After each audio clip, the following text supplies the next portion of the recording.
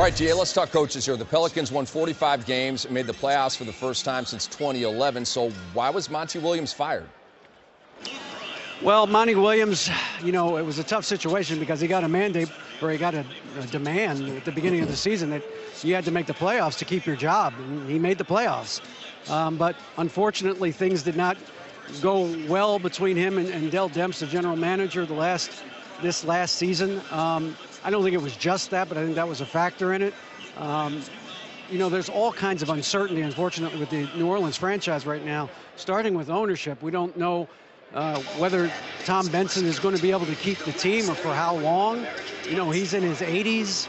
The line of succession is not what his children expected it to be. So whether or not he keeps the team or his family keeps the team or if they sell it. And then you have the specter of Joe Dumars, who's very close with management in New Orleans. He's not been offered any job yet, but it certainly seems like the positioning is in place for him to take over at some point in the near future. So a lot of uncertainty in New Orleans, unfortunately, as they go forward, because with Anthony Davis, they certainly are a job that I think every coach who's not coaching right now would love to have.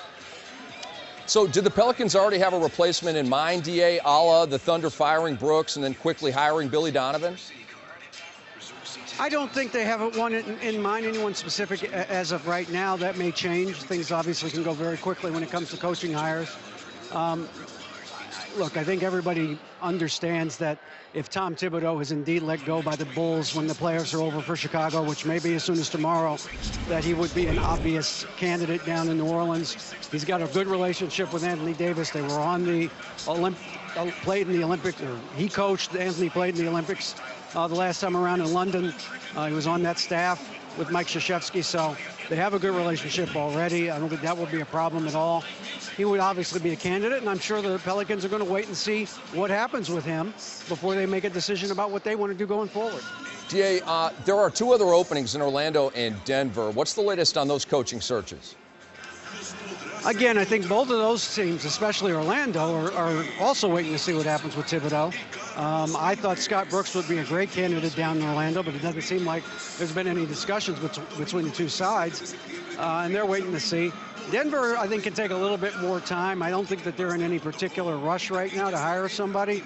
They feel like they can get through the draft okay without having a head coach in place. So I think they might be more in line for one of the young assistant coaches that are out there.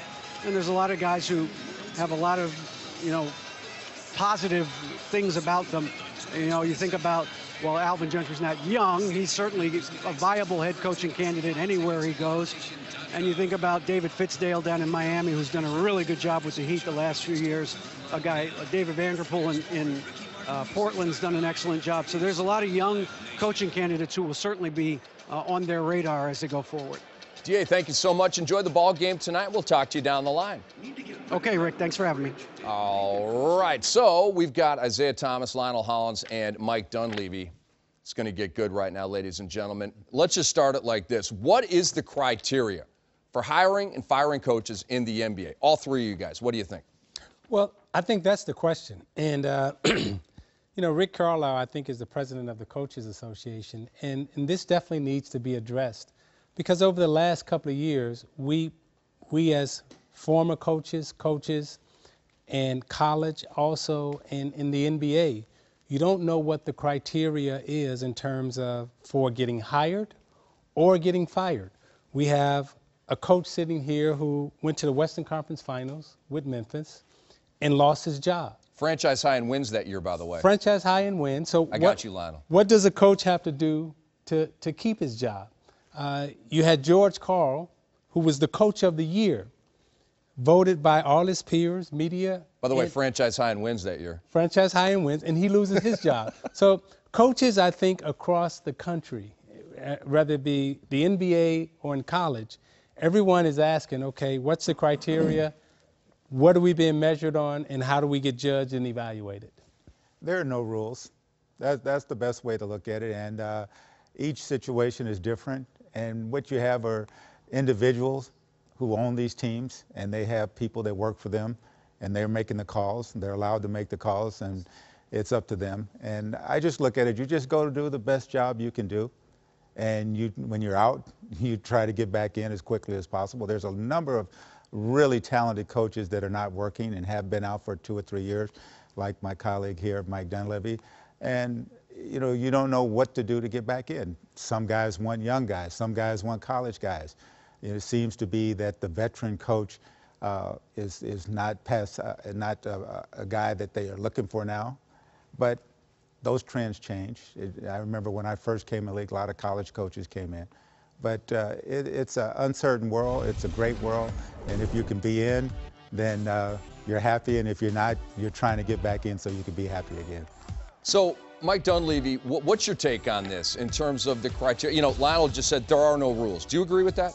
I do agree. There really aren't any rules. It probably really comes down to a coach and a general manager and owner have to all be on the same page with the same goals. Sometimes, they split. I mean, sometimes a coach is out there trying to win games, and sometimes that doesn't lead to sometimes the development of a young player, which might be what the general manager wants. And then sometimes an owner comes into play. And in my situation, I was both coach and general manager, so I was trying to do the right thing for long term. And then, I had an owner who just, he just didn't want the money. He was a money guy, so it changed up. So it is hard to know when you move in the right direction, planning for the long term, or is it like, okay, you have to win right now? So, Mike, I'm going to start with you here, and then let's go around the table here once again. What is your definition of fair or unfair when it comes to keeping your job as an NBA head coach? Well, I think it basically comes down to a discussion between, again, owner, general manager, and coach, and saying, okay, first of all, how good are we? Typically if you go through an 82-game schedule, that's a pretty good mix of games that tells you when you end up, it's usually where you deserve to be. What are our expectations of the team? And then basically if, you are in that agreement, then you have to live up to those standards. Well, when you take a job, you sit down with the general manager and you formulate a plan of what you want to do. Sometimes the plan gets shifted if you're trying to take a young team and build with them, because there's going to be a lot of losses, and the media and the fans come down, and sometimes the general manager can change his mind and say, hey, we got to move to keep our fans, to keep the media off of us. But it's just communication. I like where I am now with Billy King and our communication and understanding that we are who we are and we have to get better, and this is how we're going to get better. I look at it and I say, if you have young players and you're trying to develop them, it takes time. And I'll go back to Coach K at Duke, who's, probably the best coach out there right now, and Popovich in San Antonio. When you look at their first 2-3 years in terms of the way they started with their teams, they were struggling and they had very difficult times. But they had a management and an ownership in place that stayed with them. And I'll never forget Coach K said, after his 3rd year, he went out on the road and he was recruiting, and Johnny Dawkins showed up. And the rest is history. And with Pop, David Robinson, Tim Duncan, they showed up.